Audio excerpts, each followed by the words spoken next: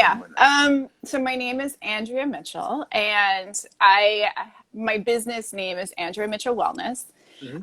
It used to be Mitchell Method Pilates. Okay, So I mean, I don't know that anybody really knew me from that either, but I switched it to wellness just because it yes, incorporates more of like, like everybody's doing right now. I think right. trying to figure out what goes with the name. Yes. Why wellness? I Why mean, and wellness? yeah, You and know, it's just interesting because I've heard it's a good people question. get on the wellness pro or, That's a good question. yeah. It's really interesting because I have this conversation, not for my own name, but for many other people that are seeking out like what to call themselves, what the business Yes. is. And it doesn't necessarily incorporate all that I do. But Hmm. what I came to for myself is, people need to understand what I do. And so the way that I say it, I can't say like all the things that I want to say about it because Yes. nobody's going to understand that, right? So I Yes. go with what do people understand? Well, they understand wellness, right? And they also Hmm. understand coach. And I think that that's the one that I don't feel comfortable calling myself, Mm, but it's what people understand mentally. And so that's an yes. interesting one too. Well, yes, and I hear you on that because Yeah. the notion of coaching puts more onus on the coach to do the work than the person coming to get the work done. Right. And it also is, and I can talk about this because when I was looking for, what to call myself and also as a licensed professional, what to do outside my scope, because what I'm doing is not within the art therapy scope of practice, coach doesn't have the same limitations. Anybody can be a coach. And I actually called many Yes. certification programs and licensing boards and all of anybody can call themselves a coach. There is no jurisdiction. I don't know what the Right. word is. Yes. You can just be a coach, and Right. but people understand what that is in their way, right? Yes. Life coach, health coach. So So is it too watered down for you without it's hating a on the little coaches right too now? watered down for me, and I also don't feel that I fall within the practice of coaching. Um, and my understanding of coaching is from a therapeutic place where life coaching was like, in therapy, I'm sure I don't know, we should talk about this because I'm not Hmm. you're in Canada and social work might be different than like what it is in America. But in the therapy practice, coaching was like a continuing education class that you add on to your Gotcha. already established licensed practice. And it was sort Right. of, I always forget the name of, but it's sort of, you come in with one thing that you want to work on, and then there's like five Yes. It's more of a, so it's sessions. it's like a specialist post grad type Yeah, you sort just of add it thing. on because, Right. for me in art therapy, I have to do like 36 credits or something, continuing education credits to keep my license. Right. So, I'm I not see what you're interested saying. in all of those credits that I'm taking. Right. But yeah, so I understand. So in terms of the coaching and wellness, you're trying to find a phrase that captures some of what you do so that the Yeah, person would understand it, yeah. So that they but have a not baseline, so that undersell. they can go Yeah, to me and be like, "Oh, okay, I get that. I'm interested in that." And then they look into what I do. And to be honest, that is the hardest question for me to explain to yes, people is like, "What right. do you do?" I'm like, "I don't know. I just do the thing that I do." Well, yeah, that was part of my question too, because now, and for those of you who are watching, that the off-camera conversation that we had was, how do you marry all of the things that you love to do in your occupation? For Yeah. myself, I did a master's in marriage and family therapy for therapy. I Hmm. did fitness because I went to play football for university. I love public speaking. I've been like a youth pastor. I've been like I've done all these kind of public speaking things where like you're doing all those things. It's like, okay, well, how do I find a job where I do all those things? And then how do I help people who come Hmm. in who want physical fitness, but then their child is off the rails and they want someone who's gonna, give them a good workout because they like fitness, but at the same time want someone to just kind of have that conversation with them Yeah. and maybe ask them some hard questions and you know what I mean? So like for years, it wasn't like a toiling wrestling, but it was a sense of like, okay, how do I pull these things together? Like Sonia's, he just came in the room and she was just I sharing how she just got accepted I know, I to. saw that. And I So love that's that exactly for it. so many reasons. And I also want to say to Right. Sonia, because I took just one of her webinars, I'm going to try to take more, we'll talk about the single parent thing later. But Mhm. Sonia recommended Rachel Rickett's book, which I'm currently reading, which for me is, I mean, I'm going to read that many, many times because it's interesting, Rachel Rickett comes from a very similar place that I came from educationally wise, like as far as Right. adding on different things. And to hear, if anybody has not read that book, you need to read that book. Hi, Jenna. Hey, Dan. I like to see people that some of my Yes. clients popping But in. So none of it's them are good. going to show up. But None of them are going to show yeah. up. No. But to go back to your thing about Marrying the things. combine, I Yes. mean, I'd like to hear also, where did you come from? Like, what have you come to yet with that? How Hmm. do you do that? Because um It's yeah, no, I hear you on that because I've tried advertising too. Like I think at one point I changed my LinkedIn to say something along the lines of therapist and fitness meeting or right, something. I found some awkward wording and it's it the didn't draw wording, right? anybody. Yeah, it's that you don't find The anything that really wording, captures it. So that's where I landed at movement specialist. Like I changed all my business yeah, cards from Pilates coach to fitness to and then I just put movement specialist. So when you have, thank you, Gary. So that sense of being a movement specialist, if someone wants to understand more about that, I say, well, I teach Pilates, like, and if you're an athlete, this is going to be a missing link for your movement. But then at the same time, I have a counseling background. So if you need to make that right, emotional movement from one place of being stuck to being unstuck, I can help you there too. right. And I And think that's kind of that how I do it. so I can say with that, and I'll get into how I kind of blended the two right off the bat. But my clients now, it's hard for me when I advertise because I do keep them separate. For the most Yes. part now, I keep them separate. And I do have a few clients that are like, I came to you for Pilates, but I didn't know all the other things. Yes. And Right. so I stay because of all the other things. And in some cases, Yes. they move from Pilates into just the other things. Hmm. Yeah.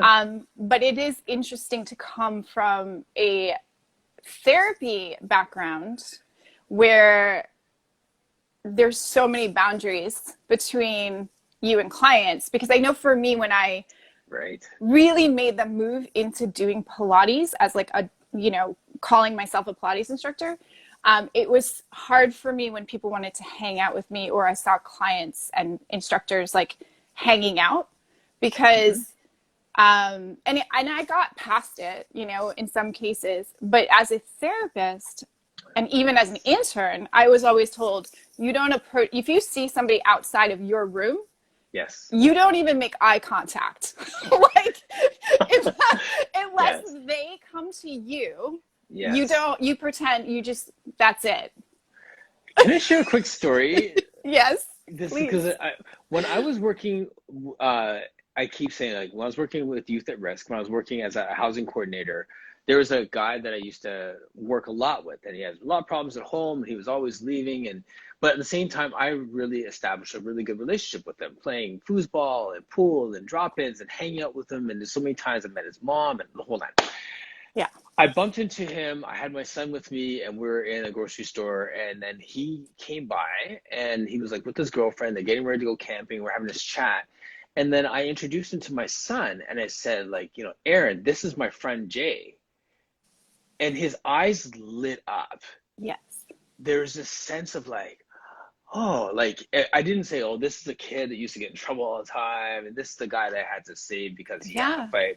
Like I didn't. I we're now at a stage where he's matured. I've moved on. We don't have this client relationship or this mentoring relationship. We're now moved on, and just calling him a friend in that moment to my son, and just saw his face when I said that. It was just so powerful. And so for you, when that happened, because it's powerful, but at the same time, was there any part of you that was, because I think it's just ingrained in us, or me, as in my training, that like you wouldn't, that would not be okay for me to do.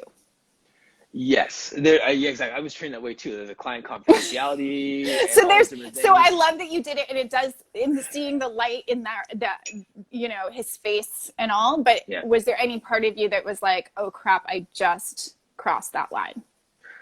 No, there wasn't. There wasn't. And I think that's the, for me, there's something about the essence of relationships that Yes. that place where I used to work. I'm still on the board for the dam. We've spent so much time on the value of relationships, Yeah. and Because that I think it's trumps so everything. happy, and it's so powerful that you did do that. And I think that's one of the limitations that I saw in therapy. And I think Hmm. that's, why I was asking the question also. It's just Absolutely. the box, The right? box, right. Well, I have to, we're talking about the therapy thing. I'm joining up for another membership with another organization to cover me from a therapy perspective, Ontario Mm-hmm. based or provincial thing. And yeah, they're going to have some guidelines. And I think I might have to make some of those things a little bit more strict when I have exclusively a counseling person Yes. versus someone who is coming from Pilates to counseling. Because there may be someone who wants an hour and a half session where it's 45 minutes of movement Right. and then 45 minutes of dialogue. Right. What do we do there? Right. So Yeah. So it's really, I mean, this is such a I technical conversation. it really is. It's It's like just, getting away from all the stuff we talk. Like our right. conversation pre post was like a little bit more. Maybe we'll get back Yes. into that. Yeah. What I did was I moved my practice to it's just me. It's like an office that I share with others, but we timeshare it, so it's always Yes. just one office, one person in at a Mm-hmm. time. And now, because of the pandemic, it's like moving into my house, right? Which is a whole Mm-hmm. other thing. So there's certain people that I probably wouldn't bring into my Into this house. boundary. Yeah, absolutely.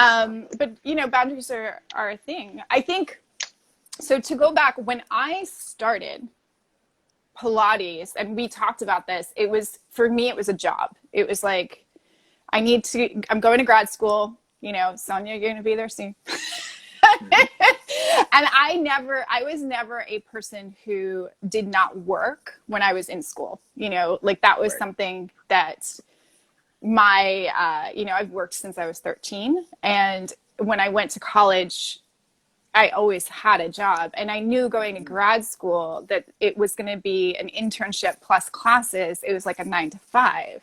Yes. I was the worst waitress in the world. So I knew bartending was Not my like calling. out of the question.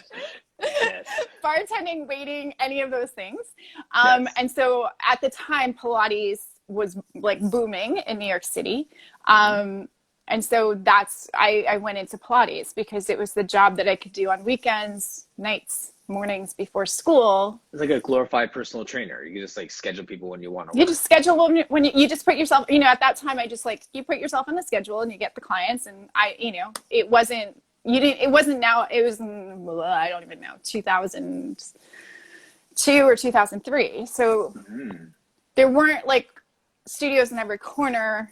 You put yourself on a schedule and you got booked. And I didn't have a relationship with my clients the way that I do Yes. now. It Right. was Right. really a job. It was a job. But at the same time that I was going through towards the end of my Pilates certification, I started grad school. And my internship was working in domestic violence shelter with kids and women. Mm-hmm. And my art therapy professor, who was like 80 something and was doing Pilates, was asking me about that and was like, why are you keeping them so separate? And in my Right. mind, I said, because I'm an art therapist, not a dance therapist. Because we both work together, the dancers and the artists. But I was like, because I'm in this program, not that. Yes, exactly. And so once he said it, it kind of gave me permission. Gave you And so permission. I used that because I needed the permission at that point in my life. Why do we need permission? Sorry if I cut you off in mid-sentence No, there, that's but a good like one. that That's a good keeps one. coming out, It's the therapy in you, Martin. right? So tell me more about permission. Yeah, I mean, I think at that time in my life, because I also, it was later in my life. Like I'm 48 now. Are you? Um, I know. You can like start. So that was It's all authentic too, Pilates. right? No, Like it was, yeah, yeah, no. yes. And if you sign up for Pilates with Andrea, no, sorry, go on. I am. So I was 30 when I started. And I think at that point in my life, I still needed to work within a system. And I still Yes, needed permission. And I still, in school, needed to be doing it right. Like I was very afraid of not fair. doing it right, right? Yeah, You know, fair. especially in school. Like I wanted to Of get course. the grade. As an academia person, that's how you're I'm wired. such an yeah, and I am such an academic. Like I always say it would. I'm probably better suited to be in a dark room with books than to be out with people. Awesome. Okay. So maybe you don't want to do Pilates. I'm just kidding. I know it's very odd that I keep getting pushed into these fields of like being with people and talking with people because it's not in my nature really. Um, so so to bring it down into like what happened was I also had this calling to work in trauma. Hmm. Um, and what I found, like, I loved, and I know it's something it sounds so crazy to love a field, but I loved trauma work Hmm. in like my core. And a lot of it was Yes. because it did not make sense, which is really funny because I was such a rule follower, right? But with trauma, you Yes. get in there and you're like, the trauma work to me symbolized if for those of us like that are Pilates people and understand the connective tissue and fascia and the web of our bodies, Yes. trauma is a web, right? Of your And inner. it's a web. It's just like this web of I don't know if it's emotions or just like this. That's how I see it in my mind. Was just like Like the this emotional big and the web. physical, everything It web? was Okay. just sort of this open thing of Tangled. it's entangled, right? And Yeah, so yeah, yeah. for me, I approached the body and trauma in the same way, which was like, you know, it's hit or miss sometimes, right? Especially if you can't understand why something's showing up in your client. And so be like, where's the core? Show me where the Yes. core is. And then if I know where the core is, if I can find the core of how this happened, then we can start to untangle slowly this web, right? And Yeah. that's the same way that I approach my intuitive practice because the way that I see energy and the spiritual dimensions of energy is also this very interconnected web. And From so core. no, it's all not, and so so to get it, so Yeah. yes. So if somebody's depending on what the thing is, like if they the question, so it always starts with a question, right? Hmm. In my intuitive practice, I always say like, what is one question or what is one thing you want to work with? Because that brings me into that part of this web. And so from Yes. there, we can start to move through this interconnectedness. And Yes. so that's the part that I get really excited about. Hmm. because it's endless and it's a mystery That's care and put. Yes. I see yeah you and care. Yeah. yeah and it's a mystery, but you have to be so connected in it that you have to not have any fear of getting in it with a person, Right. even if it's hard, which is kind of what we were talking about earlier. Yes. Who was I talking with? I was talking with someone last week about why I enjoy these conversations. And part of it was because there's this adventure in listening to what someone has to say and not knowing where it's going to go until they're finished their sentence. That's how I talk. Yeah. Right? So Yeah. so there's this like so in the same way you get into the story and then you're now like you either commit to getting into the story and then Yeah. we just see where it goes even though Yeah. we might not figure it out, we may learn something along the way. Yeah. So we just go. Yeah. Yeah. And I think, you know, when I was first bringing this connection between trauma and therapy and the body and Pilates, I made all the wrong mistakes. You know, all the wrong things happened where I was like, okay, we'll do a Pilates class, you know. And that was also me being a new Pilates instructor and me not even being a therapist because I was an intern at the time. And then what I learned was I chose to work not just in trauma, but specifically with women who have had traumatic experiences to their bodies.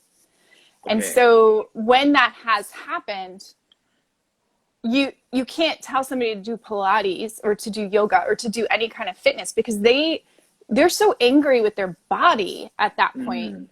To do something in the body, especially so focused, Yes.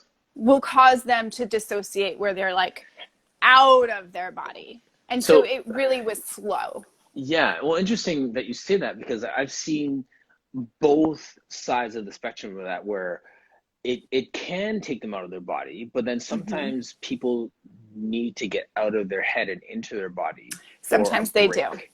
Yes. Depending on where they're coming from. Yes. Yes. I agree. Because I still believe the basis of that is teach them that their body is trustworthy, right? Yes. Teach them that they can trust and love their body and come from a grounded place. Right. For some people, that's immediate, like they're ready to go there. But for somebody who has had Mm-hmm. extreme trauma to their body, right, that's going to take time. We might end up like what I started to do with, and this is like, obviously, you know, if anybody's experienced any traumas, just know I don't want this to be like re-traumatizing to anybody. But so what I started with was just tapping, but I'm not trained in tapping, but like I would do groups with people who have were adult survivors of childhood sexual abuse, and so there was a lot of trauma to the body. And so what we would do is we would start the circle with this is my hand, these are my legs, you know, like there's this thing that my daughter did in ballet class, and they would always start with like head, shoulders, knees, and toes, right? And it was kind of like an adult version of that, right? This is Gotcha. my head, this is my, and it's just a way to know like, this is my body. I am here. That's it. And then we can move forward, right? So it's not like an Yes. entire class. It's just, and then later, if in a private Wow. session, you can take them to like, can we breathe? And I can say, you know, I had my childhood was fine, but there were definitely things that I went through in childhood that were not amazing, and which I'm not going to talk about. And for me, when I went Don't into want to unpack that. meditation, we're not going to talk about that, but No. we can talk about the other stuff. But we're not going to Sure. talk about it. But when I went into meditation, I couldn't do it.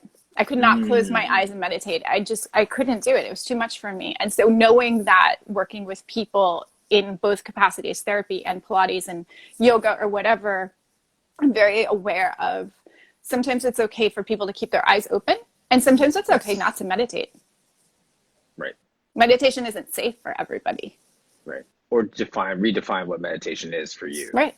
Yeah. Or, you know, and that's the other thing is like, what is meditation is sitting in stillness, sitting in silence. But those things are not necessarily safe for a lot of people. Right. A lot Right. of people, really. Right.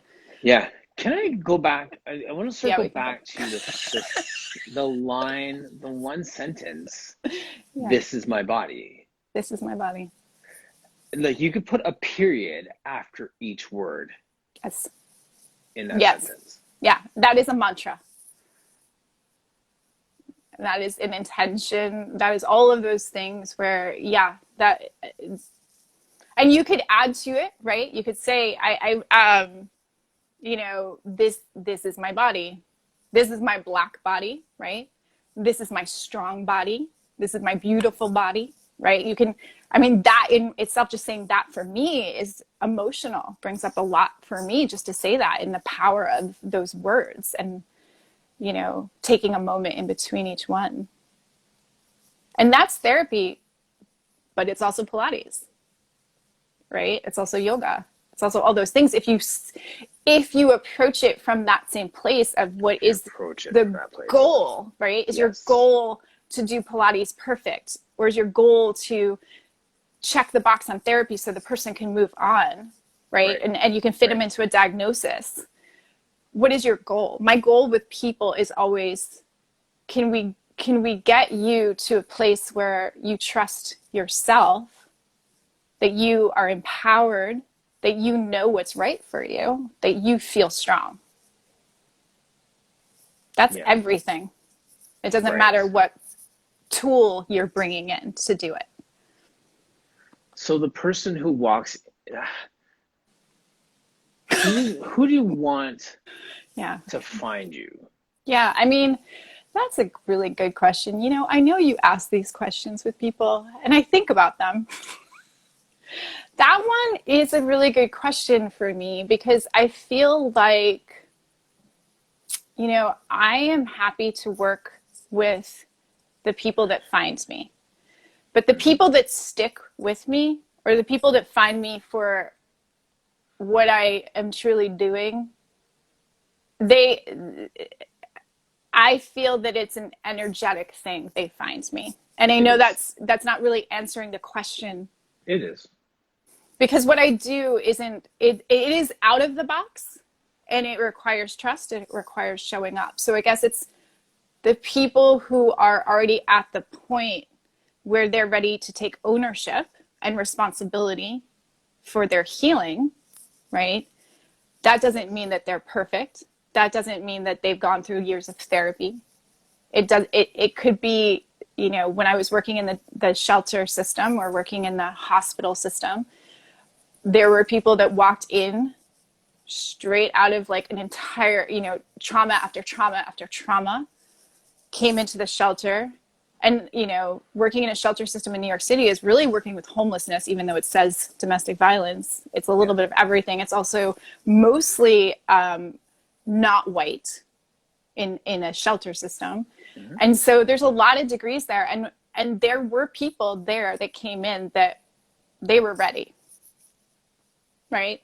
And then there are other people who have been doing all the things, right? Yes, like have a lot of money and get the things and go to all the classes and go to all the therapists and go to the newest wellness thing and the newest hot spot, all the things. And they come in and they're not ready. Yes. It's an energy thing. Yeah. Yeah. So those are the people, in a long-winded way that I'm explaining. Those are the people I want to work with. No, that's true. Like, and to be totally honest with you, every time I ask somebody this question in these kind of conversations where it's a very reflective dialogue, I ask myself that same question again. Yeah. So who do you want to work with now in this moment? Well, I'm so used to saying like young athletes, right? I'm so used to saying working with those people, and at the same time, I'm being referred some adults, some men who are like family men, teachers, professionals who are discovering Pilates, who are they have been athletes in the past, or they're athletes now, training, stuff like that. But the Pilates thing is a new thing for them. Mm. So as much as I love doing crazy advanced exercises, the thing that excites me the most is introducing people to movement. And is it introducing men or athletes to movement, or just people in general? Honestly, I'd still say it's men.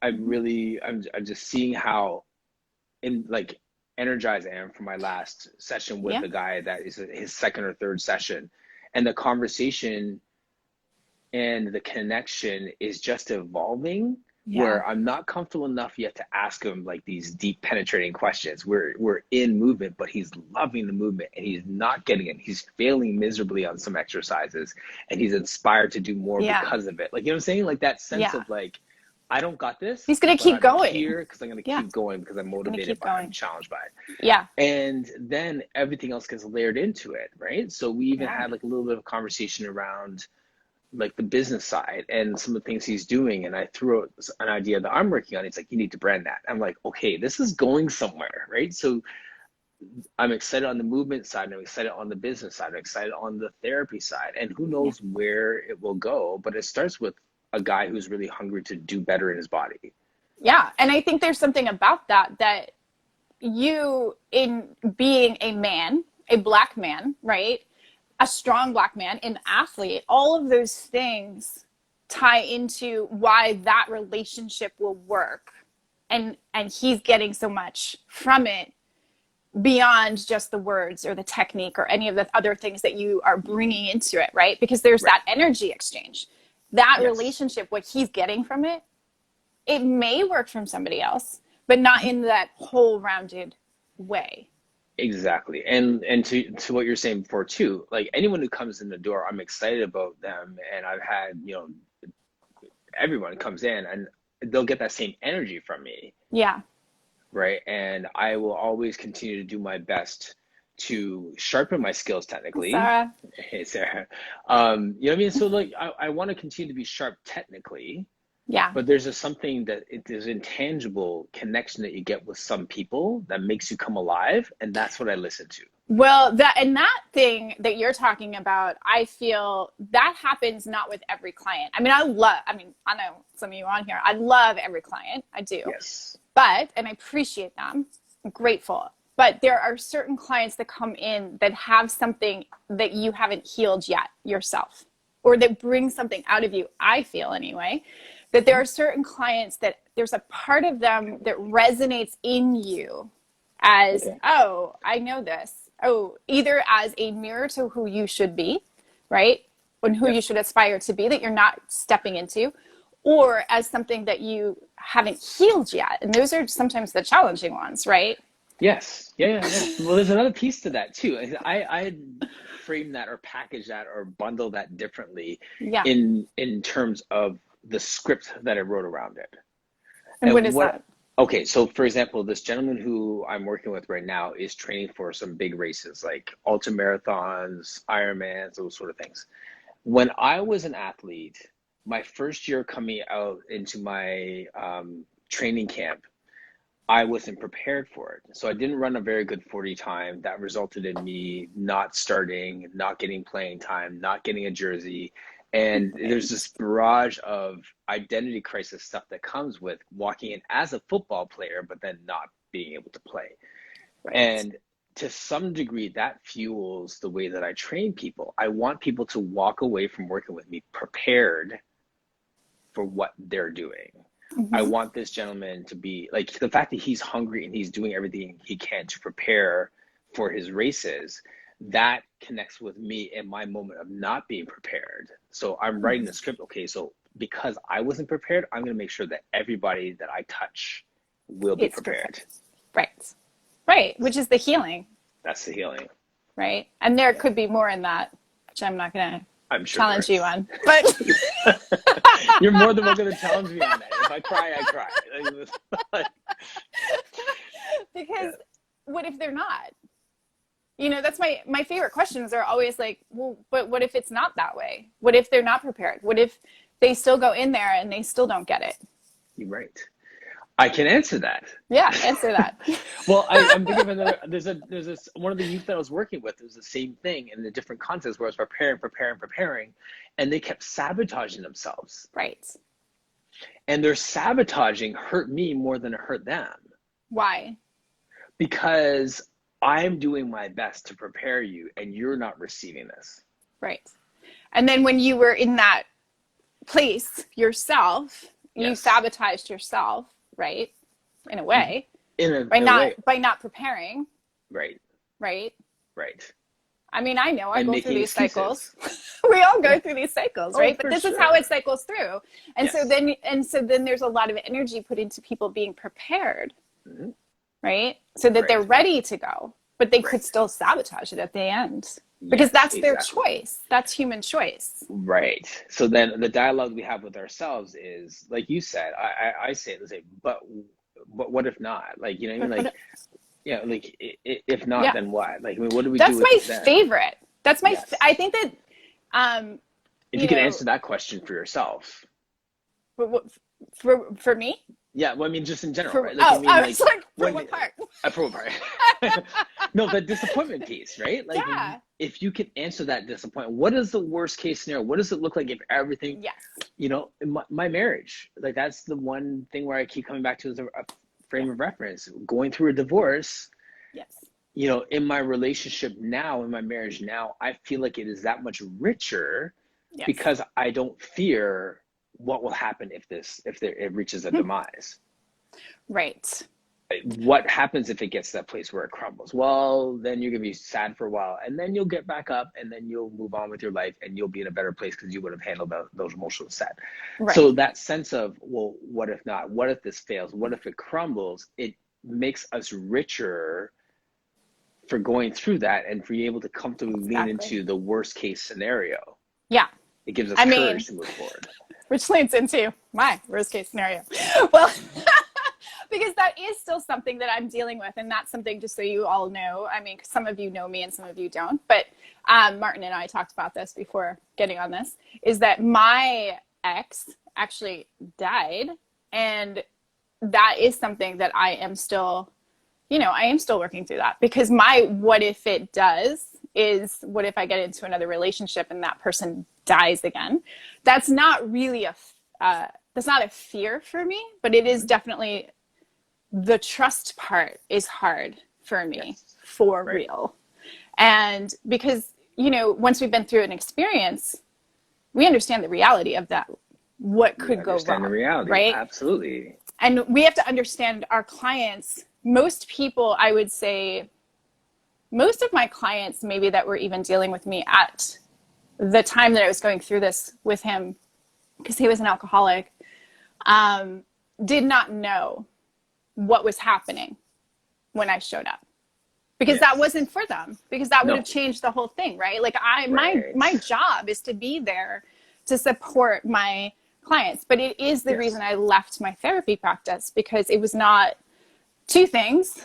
One, I made more money as a Pilates instructor than as an art therapist, which is really sad. Sad commentary on the industry. Move on. We can go into that. Right. But the second thing is, it was easier for me emotionally to Yes. show up for a Pilates client than to Mm-hmm. show up for a therapy client. And it Yes. wasn't fair for me to show up for my therapy clients when I was dealing with shit, because It sounds like it's too there's, much. well, yeah, it's almost like you're walking into a field that is filled with landmines, Yeah. and you don't know where to step before you're going to hit one of those. And there's way less Right. landmines in the Pilates studio. Right. But also, I was working in trauma. And so There you the go. thing you need to know about trauma is, like, for every hour you do in a trauma therapy setting, you need to do like 2 to 5 million of self-care. Right. To be, to be grounded enough number. Yeah. to sit with, but also to work with trauma.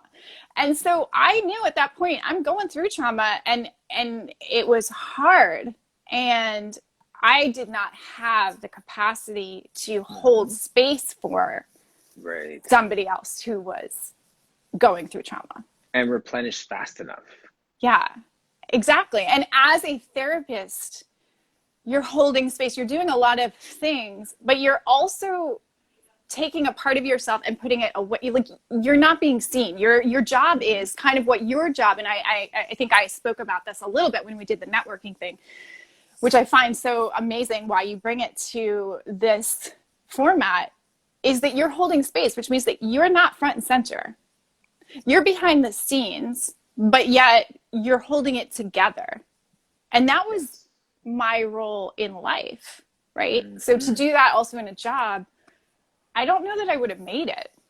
No. Like, I needed to go into work every once in a while and be like, somebody's happy I'm there. Yes. Right. Yes. Right. Which can also be parenthood, right? Like, oh, wait, you love me? Oh my God, I might be a workaholic because you love me. Because they don't let me at home. No, honestly, that was, I've said this before, that was my safe place when I was going through my divorce. Yeah. Working a 14-hour day was life-giving for me. Yes. My Yes. client, you're holding space for clients, you're seeing their progress. You can celebrate with someone for an hour. Oh, someone else is coming in. We could celebrate with them for an hour. Let's do that all Exactly. day. And you're, yeah, I think it's just also walking into a space where you're appreciated, right? You're Yes. needed in Yes. some way. You being there, You. you have a space that's being seen, and Yes. that was really powerful. I think that that healed me during, because this was a I long see road, that. Yeah. like Oh, for sure. we broke up when basically the birth of my child, and then creating a relationship even though I knew he was going to die, right? That was another thing. Like we knew because he was sick, he finally came to recovery, and then we knew that he was going to die, and to create a relationship with him and my daughter so that Intentionally. intentionally, so that she had, as a therapist we were talking about, like, I know the power of having a father and a mother, and knowing that, and so intentionally creating that in a safe way for her. And the idea of cultural identity, he's Mexican, and I wanted her to understand and feel, embody that, you Yes. know him, And not just hear it as a story after the fact. and not after the fact, like, oh yeah, my dad was from Mexico and spoke Oh, Spanish. cool. No, I Right. want Yeah. him to No. speak Spanish to you. I want him to sing those songs. You might not remember it, but your body will, your cells will, and I think that that's, you know all of those things were important to me. Was it hard for me to be with him? I can imagine. If she wasn't there, like, we wouldn't have had that experience. Right. Let's be real. I'm Yeah. not that, I'm not a saint, like, I'm just a good Yeah. mom. Yeah. So yeah. Nice. Alexandra Reed, that's my wife right there, the breakup plan. The breakup. So, and I'll be totally honest. The day she said, "What would this look like if we broke up?" That Wow. was the most freeing conversation because we were working in the same place, and then we know that there might be this awkward if we break up as a boyfriend girlfriend and we have to see each other at work the next day. What is that going to look like? Can we, Yeah. so we navigated that, but that conversation about his demise was so freeing for me. And is she also a social worker, or is she a No, this is Pilates? from our fitness days. So Fitness. Okay, I was gonna say, because that's like a therapy thing where two therapists come and like, so that's amazing. I love I love that, because it takes, I think we all hold these things we're afraid to say, right? Right. And so that fear, when it ruminates, turns into storylines or shame or something else. Right. And so for her to bring it out in the open gives you probably permission to be like, oh, and to explore it instead of turning around and saying like, oh, wait, you think we're going to break up? Right. Yes. Right. Which Right. says also something to you, that you didn't go there because, When is it? Well, there's such a safe space that's created for that you can have those conversations. Yeah. That's interesting. I've never thought about that conversation that you fear having, but I'm sure everybody has that somewhere in the back of their head. So in many. some yeah, that's a You never fascinating thought about concept. that? Never thought about that. Keeps me up at night sometimes, that. But you're a therapist. I don't So know, are like you. maybe, but I feel like I can navigate that. I think if that's something that's there, I'm already strategizing how I can get that out. How can I weave that into a conversation? How do I make that front and center? Right? Definitely, we're not kidding. That's funny. That's hilarious. Yeah, the Like things I don't we're let that afraid. sit. Like I don't let it sit. Oh yeah, there. no, You know I what don't mean? let that. That's the therapy thing. Yeah, I don't let that sit. I will let it ruminate sometimes if the person's not in front of me and I think of the comment later, right? But then I always address it. Because I don't want to hold on to it. No, especially if it's something that somebody has done or said that hurt. Right. I don't want to hold. The only time And ooh, it's a good thing we're almost out of time, because the only time that I've let those things sit is when it's come from a family member, usually my parents. Okay. Because, and I make excuses for them. Mm-hmm. Right. Because that one requires more. Fair. And the times that I let them sit, as I change the subject because I know you don't want to go there, is when I know I'm not going to be heard. Mm. So if I can craft the words, if I could find the words for how I'm feeling, Yeah. but then I recognize that the person will not hear it, even if they're sitting in front of me in a room face to face, eye to eye, they won't hear it. But maybe you should just say it anyway and just not expect anything. Well, that's my work. That's my work is to be able to say it without the expectation of it being heard and received. Right. But that's the time that there'd be pushback. That's really powerful, myself. honestly, because I feel like, that what you're talking about, that is like our world right now. That is everybody right now. Like, what are we afraid to say because nobody can hear it, or they're not ready for it, or they're whatever excuse we want to give it, right? Like, what if we could just say what we need to say? Because that's the truth. And I feel like that's, again, that could be a whole thing. I think it's really powerful. It's also seeing people, right? Right. Well, yeah. I mean, you want that to be reciprocated, because I think it's my goal to let people be heard. That's within the fiber of my being. Like, this 5 days a week is about other people being heard. So when it's my turn to be heard and you don't want to hear it, I don't have time for you. Right. You don't have time for that relationship, but I still feel that there's some power in being able to say it and letting it just sit there. Yes. Because they're going to hear it in some, this is where hopefully. Well, here's where it goes into, for my intuitive world, right? Mm-hmm. Is there's a lot, words are almost just, they get in the way. They get in the way. Like sometimes I just like move it over to the side because it just gets in the way. Faces get in the way. People get in the way. Like, go into the energy, because I think sometimes when you say it, they might not respond or appear to hear you. Right. But their cells, their energy, there's so much happening outside the physical body. Yes. They're hearing it. And that's where we get into that interconnected web, right? That goes into, generations and trauma and generational trauma, ancestral trauma, and like lifetime trauma, and like above the human physical field that we're in, and having to do that work. And that comes from saying it and not worrying about that person receiving it in their physical, Yes. So I put some expectations on the way it's supposed to be received. Yeah. It's not your job to make sure somebody hears it. Yes.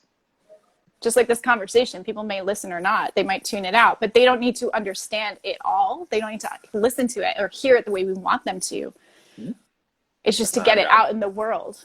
Right. Because that's why your voice, Martin, is so important. And you doing this is so important. Fascinating. Sorry. Absolutely. I feel like I need to make like 50 phone calls after this conversation. Set some people straight. That's great. I love it. Me too. I'm going to journal. I know. Journaling is probably where it's at. But that's it in our 3 minutes that's left. That's the power of journaling for me. Because now I capture those thoughts on paper instead of letting them fester here or throwing them out there. Like that's my workaround. Oh yeah. And I have to say, like, the hardest thing for me still is when somebody has done something to me, right? Or said something that has really deeply hurt me, and having to call them out on it. Still, or even having to go to people and being like, whether it be a client or a person or a friend, it's usually harder when it's somebody you actually care about who has betrayed you in some way, and just going to them and being like, we need to talk about this, and calling them out on it. And then sitting there Hmm. in silence sometimes, Yes. and allowing space for whatever happens to happen. Right. The powerful piece with that, because I agree with that wholeheartedly, is when the person is abundantly clear of the fact that you're going with the intention of making the relationship better, as opposed to going to win a fight or going Mm-hmm. to just vent. Right? I mean, like when you come at it from this place of this is in the interest of enriching our relationship, Yes. and they know that, you can say whatever you want at that point because it's coming back to a place of trying to enrich relationship. I believe that conflict should enrich a relationship. It shouldn't I be just a agree. question of winning a fight, winning an argument. Yeah, I think we need to let that paradigm go. Yeah. That me win, you lose. Like, no. I don't think that it's about that anymore. I mean, I always look for the gray area because I don't think it's so clear cut anymore that Right. you're right or you're wrong. Yeah. There's got to be the stories in between because everybody sees something from a different perspective. So what is your Yeah. perspective? We just saw, the same thing. What was your perspective? What is your takeaway on that? Yes. Because each one adds to the whole story. Each one is Right. valid. On that note, we're so philosophical this morning. It's not even noon. Right? It's not even. Deep thoughts. Yes. Wow. Well, so I have some Anyway, homework for me after this conversation. Um, yeah, this is yes. great. Yeah. All right. I really appreciate I it. get to And put on my Pilates hat now. So, likewise. anyway, thank you, Martin, for having me on. This was wonderful, beautiful. I'm glad that we met. I appreciate everything you do Thank you. I and who appreciate you that. are, really. Thank you. So, Likewise. I'm looking forward to where this conversation goes goes. next. All right. Thanks, everybody, for All showing up, right. too. Thank you so Okay. much. Bye, Okay. guys. Bye.